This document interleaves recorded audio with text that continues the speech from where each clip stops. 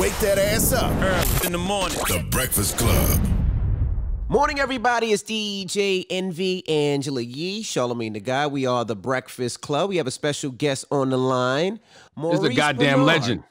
All right, Maurice now, Benard, a.k.a. Sonny Corinthos from Charlamagne General was very Hospital. excited. Now, break down who he is, Charlamagne, and where people might know him from. Oh, he's from General Hospital. He plays Sonny Corinthos. He's been doing that since the 90s. How long you been on this? Since the 90s at least, right? 27 years, man. God damn. So if you was at your grandma's house or your mama's house and they liked the soaps, I promise you, you know who Sonny Corinthos is. Even if you don't watch the show, you know who Sonny Corinthos is. But he's got a book out now called Nothing General About It, How Love and Lithium Saved Me on and off General Hospital. And I love that title because it lets me know you're speaking to something that's near and dear to my heart, which is being mentally healthy. Yes, I know that. I was diagnosed with bipolar at 21. I was put in a mental institution. And that was hell on earth, man. It was very difficult. But I escaped from the mental institution and survived. Mm-hmm. Like really escaped, like broke out? Or Yes, he did. Yeah, I knew I had hard shoes that I wore in there, so I knew I had to get tennis shoes. So I traded my leather jacket that I had for tennis shoes. And the first time they let me out for a walk, I kept running, never looked back. Cops were after me and everything. Why didn't they arrest you? Clearly they could have found you over the years. They didn't. Well, no, you know what? Once I got home, the doctor said to my mom, if he wants to, go home that bad, as long as you're all right with him, violent wise, he can stay home. And so I stayed home. Wow. Now, you talk about this in your book, how you had a lot of red flags early on to let you know that there was something wrong. But I'm sure that your mental health wasn't something that you were even thinking about because you were having hallucinations, you were having anger issues and anger problems. How difficult was the decision for your parents to finally say that you had to go to a mental institution to get some help? Well, I remember one night telling my dad that I thought, let me just say one thing. The Exorcist destroyed me. When I saw The Exorcist at 13 years old. Yes. You thought you were possessed? I had a similar experience when I saw that when I was really young by myself in the basement. I couldn't sleep with the light on, with the light off. I had to have the light on at all times when I was taking a bath because I was really, really young. I had to have the door open. That movie was too scary for a little kid to be watching. Yeah, well, how did it destroy you? You must have thought you were possessed. Well, what happened was that one night I woke up and I went to my dad and I said that I was the Exorcist, and I had like a crucifix, and I said I was going to bend it in half. And then I hear that my mom on the phone, and I'm thinking, well, who's she talking to? She better not be calling the cops. And my dad said, no, she's calling the doctors. So the doorbell rings, and it's the cops. And my mom said that I looked at her like the biggest betrayal in the world. But the cops couldn't do anything because then I become normal. I laughing and everything's fine, and so the cops left. And the next morning, my mom and dad brought me to the hospital. What age was this? I was 21. 21. I had my 22nd birthday in the mental hospital. Wow. When did they start putting you on medication? Because I know, a lot of people don't just jump the medication. I go to therapy myself. I have never had to be on medication. But when did they decide you needed to be on medication? Well, in the mental institution, that's all I was on was medication. And the problem in there is, if I didn't take my medication, they would throw you in a seclusion room that had 4 walls, and you were tied down to a bed. And that was hard. That was hard, yeah. And how did you? Well, how did you find? How did you find? that? Wait 1 second. How did you find the proper dosage though? Because a lot of people talk about that with the medication too. You could take too much and it can have effects on you. Like, how did you know the proper dosage? I finally met this doctor who saved my life, man. His name is Dr. Noonan. And nobody could tell me what was wrong with me, ever. I was like, can you just... And he sat me down, he listened to me. At the end, he said, you're manic depressive, and I'm going to put you on lithium. And I said, thank God that now I know what I have. But that wasn't after that got real hard. Why? Well, depression starts coming in. Once the medication from the hospital wears off, then depression hits. I would be rolling out of bed. I didn't want to do anything. So it was very difficult. After all that, how did you get into acting? Like, that just seems so, it's just, after all that, I would probably be depressed all my life. But how did you get into acting? How did you overcome all of that? Well, before I had my first breakdown, I had just gotten into acting. And I think the pressure of trying to be an actor in my hometown, who kind of ridiculed me in a way, they didn't think I would ever be anything. That's what, got me to have a nervous breakdown. But then I kept pursuing acting afterwards. And thank God it worked out, man, because if it didn't work out, it'd have been a tough road for me. Maurice, now you were told to hide the fact that you were bipolar and that you were dealing with these issues. Do you think that you really wouldn't have gotten any work if you would have been honest about that? I don't think, maybe not completely, but the person who said it to me scared me enough that I didn't want to talk about being mentally ill. And then one day I did talk about it in a little soap magazine.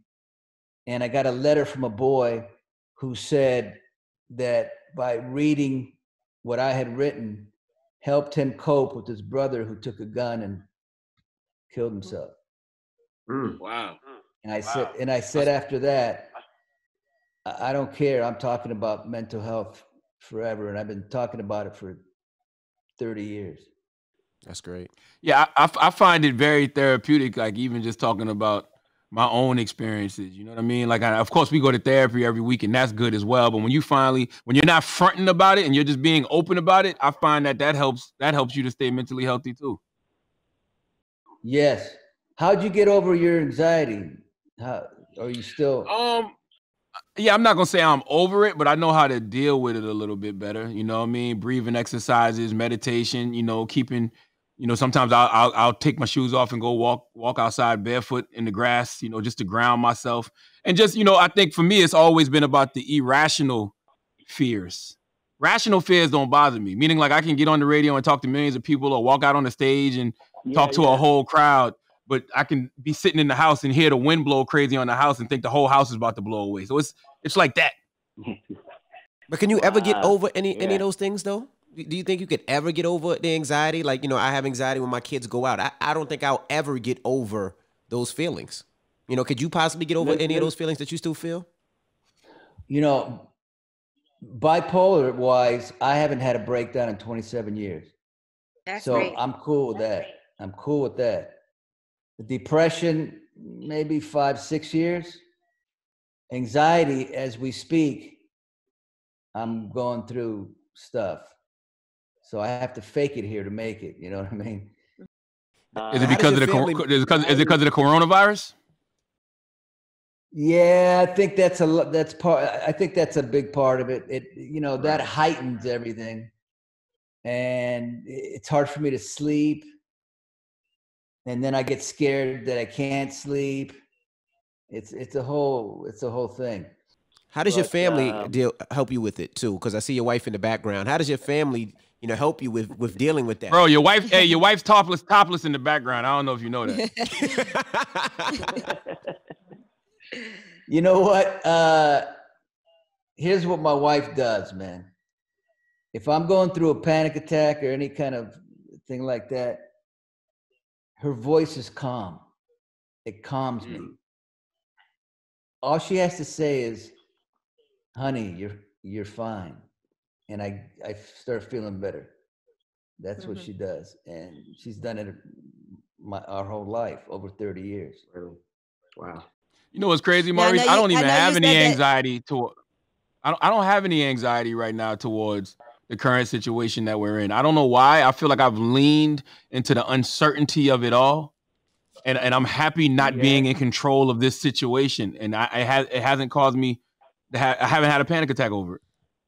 Wow. That's, man, I wish I could say the same. I could, but I do the best I can.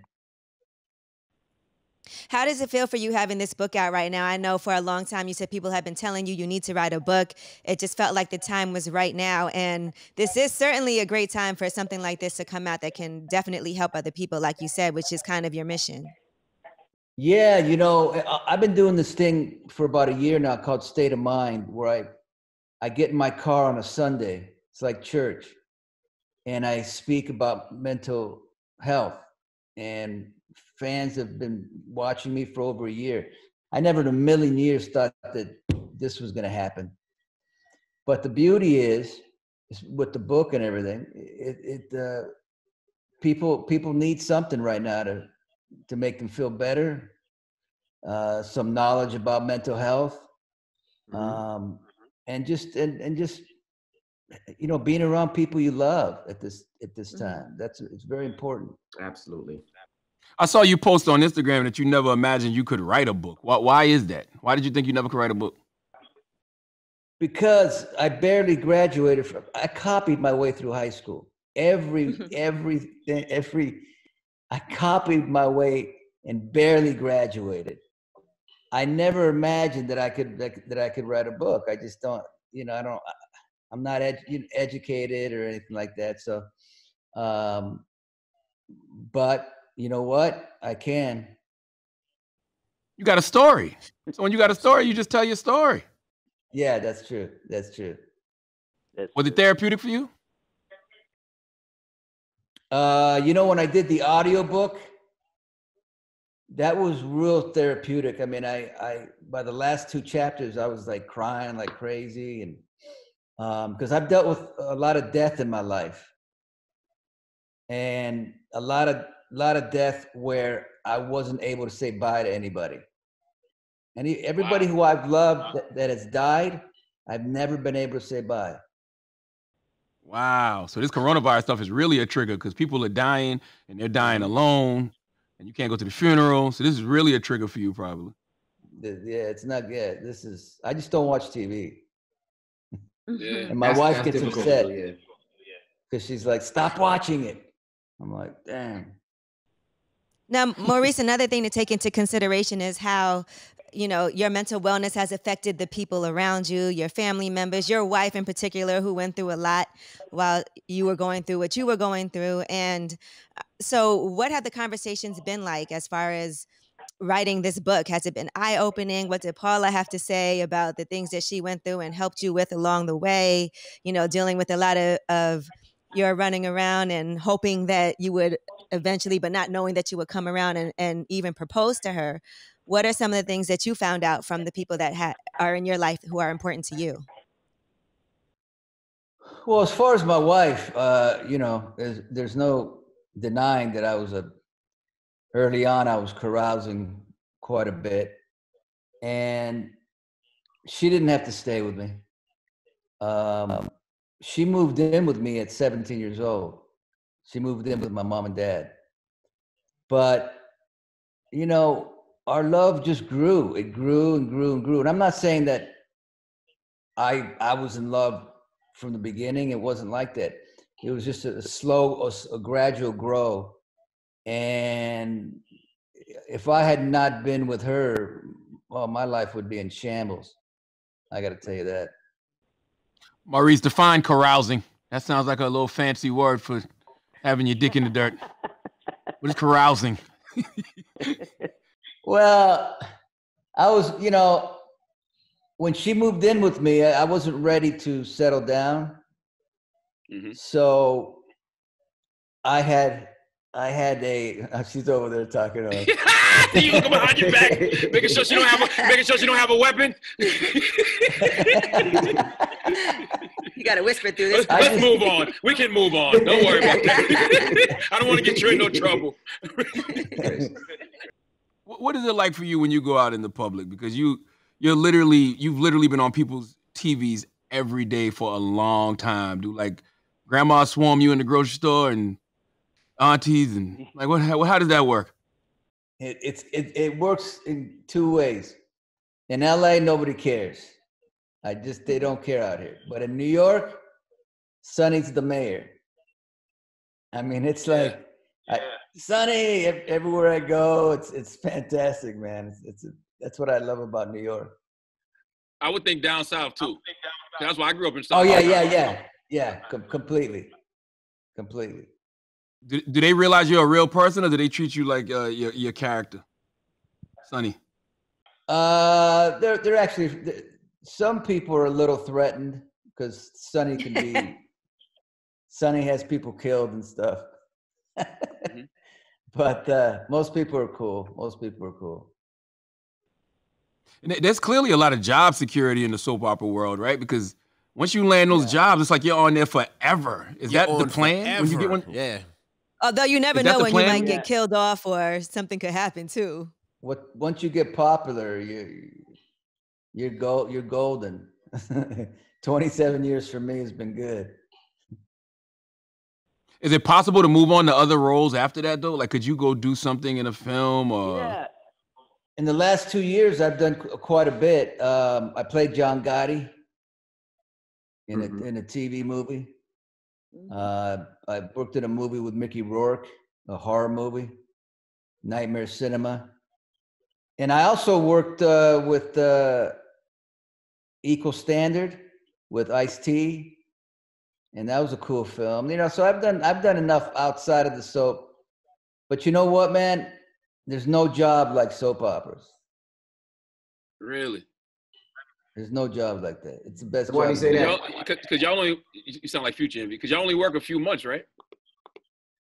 No, we work all the way through, but we have 3 weeks off, 2 weeks on, another week off, and it works like that.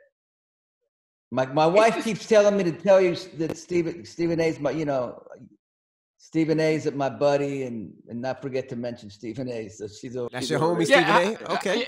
Yeah, how that relationship happened? Because Stephen A hit me up and he was like, "Do you know Maurice, Benard, Sonny Corinthos from General Hospital?" I'm like, "Hell yeah!"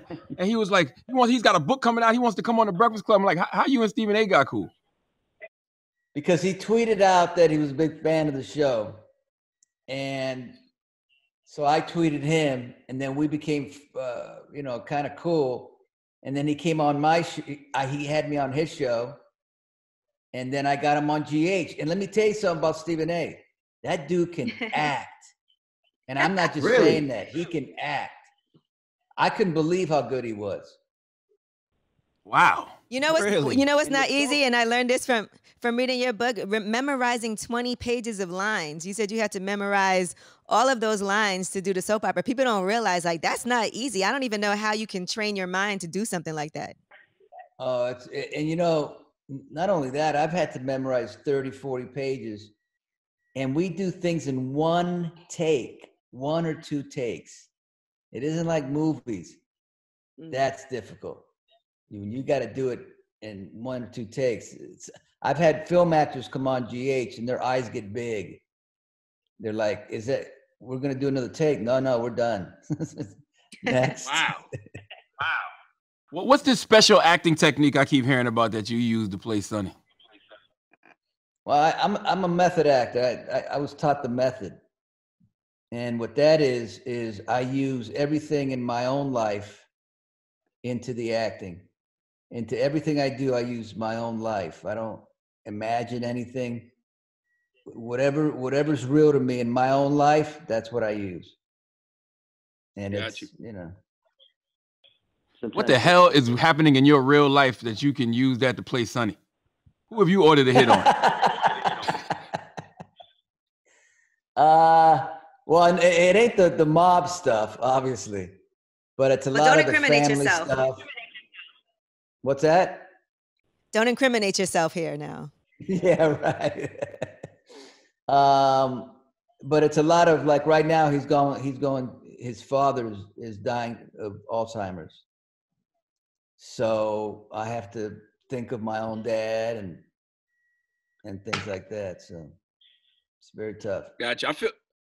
I feel bad for you, man, only because like going out on your book tour is really fun, but also when you have a book that I think that can, help people, the way that your book can help people, because I really feel like in order to continue to eradicate the stigma around mental health, we got to continue to talk about our own stories.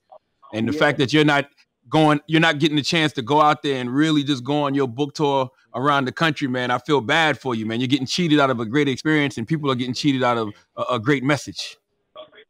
You're absolutely right. It's funny. That's one of the things that I do miss.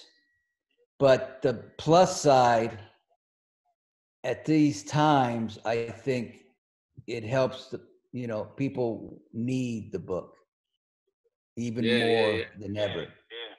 Absolutely. So it's almost about more so needing the book as opposed to me being on a show and doing this and doing that, I'm feeling that kind of thing. So in a way it's good and bad at the same time. Right. Other than lithium, what do you do to stay mentally healthy? I work out, try to work out, try to eat good. I've been trying to meditate to get through this anxiety. I'm a boxer. I've been boxing for over 25 years. You should order the Calm app. The Calm app can help you meditate. The Calm app. Yeah, I wasn't good at meditation either till I started doing float therapy, and I went to this place in Farmington, Michigan called Inception, and they do brain training. And it's like you sit on this zero gravity chair and they play soft music for you, and it's just in total darkness. And it's like I've never felt stillness like that before until I did that, and when I did float therapy. And so once I got the Calm app, I'm able to take myself to that place. It's very hard to just get yourself in that place through meditation. Yeah, it's very difficult, man. And what are you doing now to hold you while you're in quarantine and you're at the house? What are you doing differently? What are you watching now? What are you getting yourself into? Like I just had to cut off because my kid's coming in here and it's time to make them their morning chocolate milk. So I had to jump off for a second. How are you holding it down? What are you doing to get by? I right now it's raining, so there's really nothing to do. But when it's not raining, I have goats, I have alpacas, I have animals, and that kind of gives me some kind of calmness. So you have goats? Yeah, man, Buddy the goat. He's a big Instagram star. Really? Yeah, he's fantastic, man. I love goat, by the way. I love to eat them. I like to eat them too, but I won't eat Buddy the goat. Well, do you bring Buddy in the house? No, I don't bring him in the house. Okay, I don't do that. I just go out and hang with him out there, and you should see the alpacas, man. They're trippy looking. Wow. Right. Well, not in Brooklyn. Not here. I don't have that space. Oh my goodness. Well, Maurice, salute to you, man. This book is very important. It's called Nothing General About It: How Love and Lithium Saved Me On and Off General Hospital. I want everybody to go out there to Amazon, purchase it. You said you did your own audiobook, so I'm sure it's available on Audible, so they can download that right now. Mm-hmm. Yeah. So I want everybody to go out there and grab that, man. They need that for a time like this. We all need to stay mentally healthy. So it's good to hear other people's stories about how they have overcome their mental health obstacles. Absolutely. Thank you, Maurice. Maurice, thank you for checking in. Hey, I gotta tell you one thing. My son, who I introduced him to boxers and actors and whatever. When he heard I was doing this show, I'm a hero. Is he there? Is he with you now? Put him on. He's 15 years old. And I can't impress him ever, but this is the only time he's ever been impressed. Is he with you now? Oh, that's dope. He's asleep behind me, wake him man. up. He's I was sleeping. gonna say, wake him up so we can say what's up. Why are you pointing behind you? How many people in that bed, Maurice? How many people in that bed behind you? Oh, you're not Greetings, sleeping? blessings to you, man. Hello, everybody. All right, man. Thank you. Good morning. All right. Have a good one, Maurice.